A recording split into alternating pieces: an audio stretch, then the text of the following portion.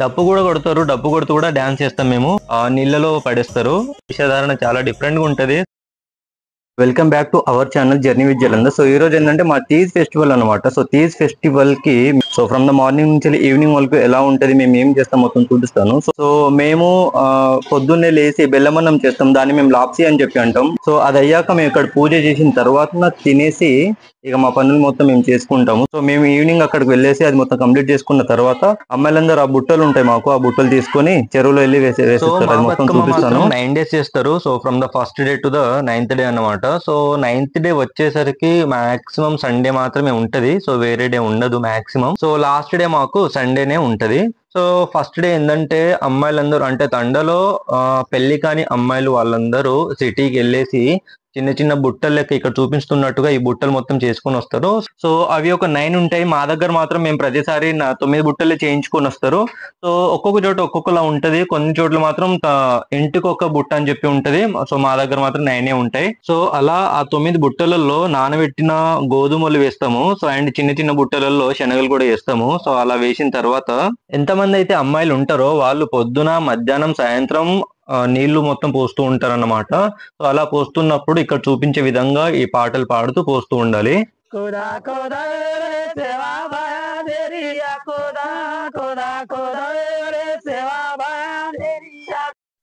So ఇలా మొత్తం 9 days చేయాలి. సో 9th డే వచ్చేసరికి ఇక మా లాస్ట్ డే అనమాట. సో ఆ బుట్టల్ని మొత్తం తీసుకెళ్లి నీళ్ళలో పడేస్తారు. సో 9th డే మాత్రం చాలా స్పెషల్ మాకు. 8th day and 9th day మాత్రం చాలా స్పెషల్ మాకు. ఎందుకంటే మా మామయ్య వాళ్ళు వేషధారణ వేసి అందరితోటి ఆడుకుంటారు, అందరితోటి ఆడిపిస్తారు. సో వాళ్ళ వేషధారణ చాలా డిఫరెంట్ గా ఉంటది. సో ఇక్కడ చూపించినట్టుగా ఇలా డాన్స్ చేస్తూ ఉంటారు. సో ఎవరైనా వాళ్ళని ఇరిటేట్ చేస్తే మాత్రం బాగా కొడతారు మా మామయ్య. సో బట్ స్టిల్ అది కూడా బాగా ఎంజాయ్ చేస్తాం మేము. సో బాగా డీజే పాటలు పెట్టుకొని వాళ్ళతో డాన్స్ చేసి బాగా ఆడుకుంటాము.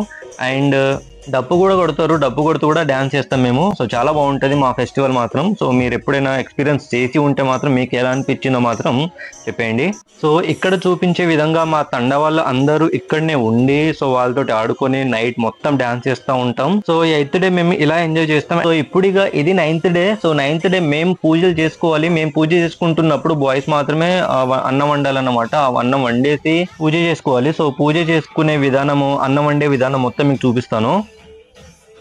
సో ఇందులో మేము బెల్లం వేసి, ఘీ అండ్ బెల్లం వేసి మొత్తం కరిగిస్తూ ఉంటాము. సో ఇప్పుడు ఇందులో మేము నానబెట్టిన బియ్యం కూడా ఇప్పుడు వేస్తున్నాము.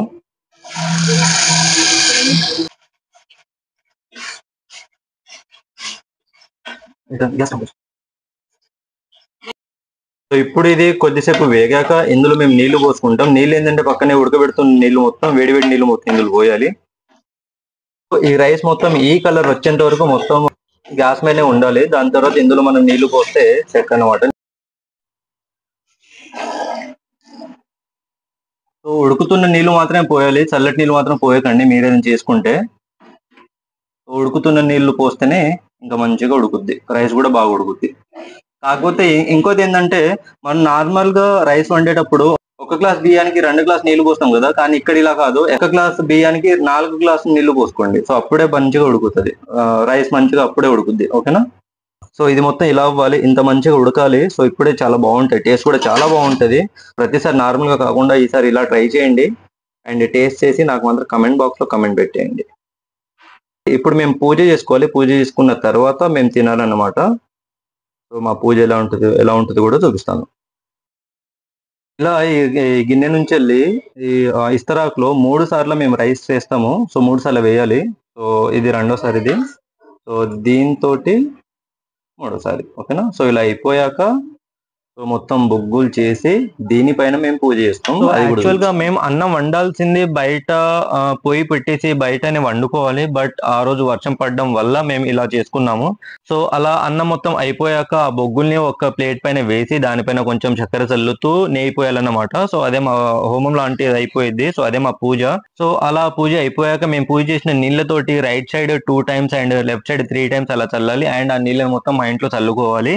సో ఎందుకంటే మొత్తం శుభం జరుగుద్ది, సో మంచిగా జరుగుద్ది అని చెప్పి మాకు అదో నమ్మకము. సో అది కూడా అయిపోయాక మేము తినేయాలన్నమాట. మేము తినేసి మా పనులు మొత్తం మేము చేసుకోవచ్చు. ఇంట్లో పూజ అయిపోయాక ఇక మేము యాట కోయడానికి మాత్రం రెడీ అయిపోయాము. సో యాట కోసే ముందు జడిదివ్వాలి కదా. సో అది కూడా ప్రాసెస్ అయిపోయాక మాత్రం యాట కోసేస్తారు. దాని తర్వాత ఇక భాగాలు తీసుకొని ఎవరింట్లో వాళ్ళు వెళ్ళిపోయి ఇక వండుకుంటారు అనమాట. సో ఇక ఈవినింగ్ అమ్మాయిలందరూ ప్రతి ఒక్కరి ఇంట్లో వెళ్ళి మేము ఇక బతుకమ్మ లాస్ట్ డే అందరు అక్కడ వచ్చేయండి అని చెప్పి పిలుస్తారు. సో దాంతో పాటు ఇక్కడ చూపించిన విధంగా వాళ్ళు ఒక గౌరీ అని చెప్పి మేము దేవత అని చెప్పి అంటాము. సో ఆ గౌరిని చేసుకొని దాంతో పాటు అది అందరిని పిలుస్తారు. సో పిలిచిన తర్వాత ఇక అక్కడ ఈవినింగ్ తండ పెద్దవాళ్ళు ఆ బుట్టల్ని ప్రతి ఒక్క అమ్మాయిలకి ఇచ్చేసి వాళ్ళని చెరువు దగ్గర తీసుకెళ్లి ఆ బుట్టల్ని అక్కడ వేసేసి వచ్చేస్తారనమాట. సో ఇది మా బతుకమ్మ. సో మీకు గనుక మా బతుకమ్మ నచ్చినట్టయితే ఒక లైక్, షేర్, సబ్స్క్రైబ్ చేసి కమెంట్ పెట్టేయండి. మా బతుకమ్మ మీకు ఎలా అనిపించిందో మాత్రం ఖచ్చితంగా కమెంట్ పెట్టేయండి. Thank you so much for watching this video. We will meet in the next video. Bye bye.